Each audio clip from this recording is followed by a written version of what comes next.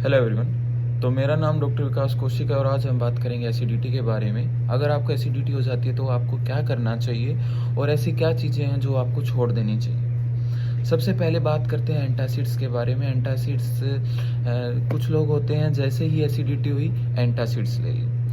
Antacids हमें देखो सबसे गलत चीज़ है कि हम एंटासिड्स सबसे पहले ले लेते हैं। एंटासिड्स की देखो लाभदायक इफ़ेक्ट भी हैं और दुष्प्रभाव भी हैं। अगर हम लाभदायक में देखें तो एंटासिड्स हमारी काम करती है HCl के सिक्रेशन को कम करने के लिए। लेकिन अगर HCl का सिक्रेशन कम हो जाता है तो जो हम खाते हैं जैसे प्रोटीन लिया, कार्बोहाइड्रेट लिया, तो वो धीरे धीरे वो बिना HCl के डाइजेस्ट नहीं होते।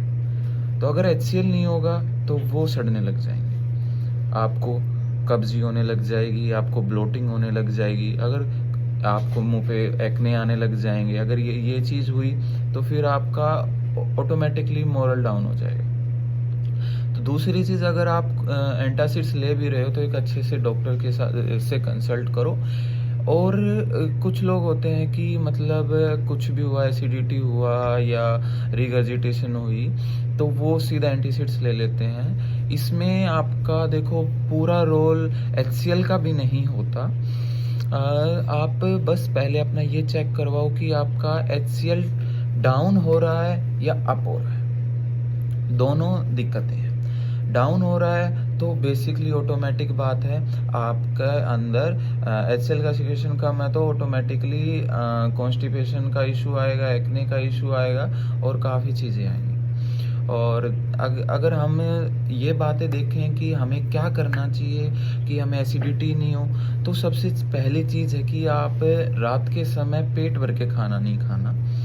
क्योंकि रात के समय हमारा जो इसोफेजियल रिफ्लेक्स है वो थोड़ा शांत रहता है। आप पेट भर के खा लोगे तो उसमें क्या रहता है, HCl का सिक्रेशन ज़्यादा बढ़ेगा, जिसकी वजह से खट्टी अडकारें आएंगी और खट्टी अडकारे की वजह से आपको फिर से वही HCl आप एंटासिड्स की तरफ जाओगे। दूसरी चीज़ अगर हम बात करें तो कुछ लोग होते हैं कि जैसे ही एसिडिटी हुई ना, जैसे ही आपने खाना खाया और साथ के साथ 1 गिलास 2 गिलास पानी पी लिया।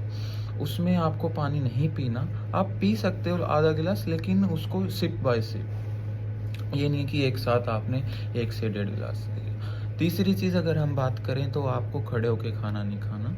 आप ये चीज़ों का ध्यान रखें और कुछ आसन हैं जो मैं अगली वीडियो में बताऊंगा एसिडिटी के लिए, आप उन चीज़ों को फॉलो करो, आपकी ये प्रॉब्लम सॉल्व हो जाएगी। Thank you.